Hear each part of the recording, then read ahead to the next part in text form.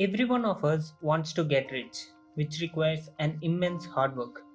And also, we have to learn do's and don'ts from the success as well as failure stories, respectively. Along with that, we have to grasp some qualities from these succeeded people. We all know the greatest entrepreneurs who are ruling the corporate world right now, like Bill Gates, Warren Buffett, Bernard Arnault, Mark Zuckerberg, etc. Now, let's see about a business magnate who is known for his low profile personality.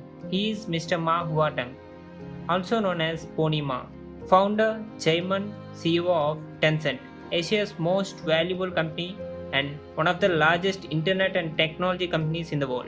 He is the richest man in China, and in 2018 he is the ninth richest man in the world and the first Chinese person to enter the Forbes top 10 richest men list. Pony Ma's net worth as of June 2020 is 55.3 billion US dollars, which is almost 42 lakh crores in Indian currency. This person has been closely compared to American investor Warren Buffett for their similar investment philosophies. Hey everyone, welcome to Frontliners. Today, let's see an inspirational story of Pony Ma, who started his career with just $176 per month and built this mighty empire. Pony Ma's first job was with China Motion Telecom Development, where he reportedly earned $176 per month. After some years, along with his four classmates, he co-founded Tencent, which is now biggest gaming and social networking company in China. Let's see how Pony Ma created Tencent and moved from a copycat to an innovator. In mid-90s, millions of people around the globe were using a chatting app called ICQ. Pony Ma had seen ICQ and launched a similar app in China in 1999. They call it OICQ. Shortly after, they changed the name to QQ. Here, the interesting thing is that Pony Ma even met his wife in QQ chatting website itself. With all his government influence, Pony Ma made every PCs in internet cafe of cities be pre-installed with QQ. In just 2 months, it got almost 200k users. But an year after, this bubble popped out and ran out of money. Even after trying with good updates for attracting the users, they are seeing negative numbers itself. Later, Pony and his companions even has cut their salaries to maintain this. During 2000, Tencent ran their first high-tech fair, from which they were able to land about $2 million investment. This saved Tencent from going bankrupt. Later, it became a unicorn by giving many updates like email, music, news portals, etc. and exponentially increased their graph. In 2010, Tencent crushed Microsoft from starting MSN China.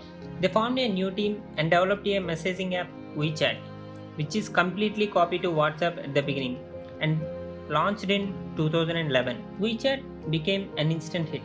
One of the biggest reasons for WeChat being hit was the feature of finding nearby random people and chatting with them, which is similar to early Tinder.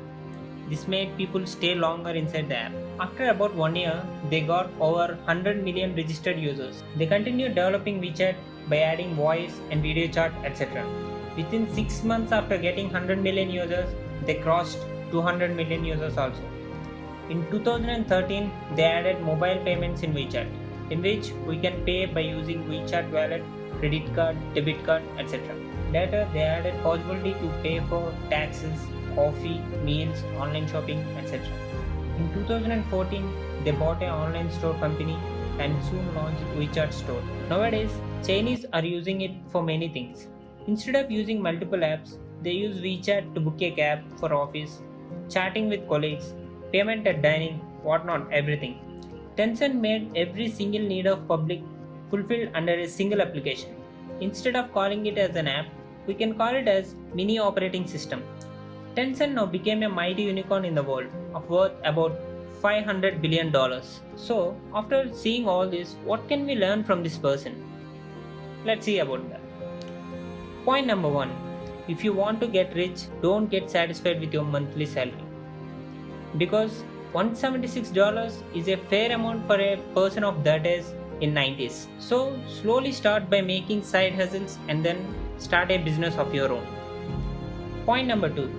Every great idea comes from the attempt of solving your daily problem. For example, Paytm payments started when Vijay Shankar Sharma faced a problem of carrying cash while leaving outside for shopping. So, identify a problem and try to solve it. You'll get a great idea. Point number 3, most important one, never give up. Even when Tencent is about to bankrupt within 1 year of establishment, these people didn't give up. They tried their best and now they're in that position. Point number 4, in China, launching a product is not that simple. You have to obey with their rules and censorships. For example, if you want to launch a browser in China, you need to block some sites, news, etc. If not, simply you will be kicked out of that market. Ma Huateng obeyed every single policy of the China, even it cost him so much.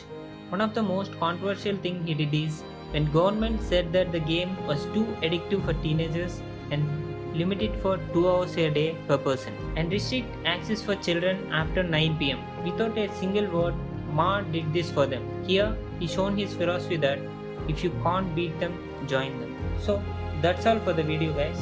If you like this video, please give it a thumbs up. Don't forget to subscribe to Frontliners. We always accept your suggestions. If any, please mention in the comment box. Thank you.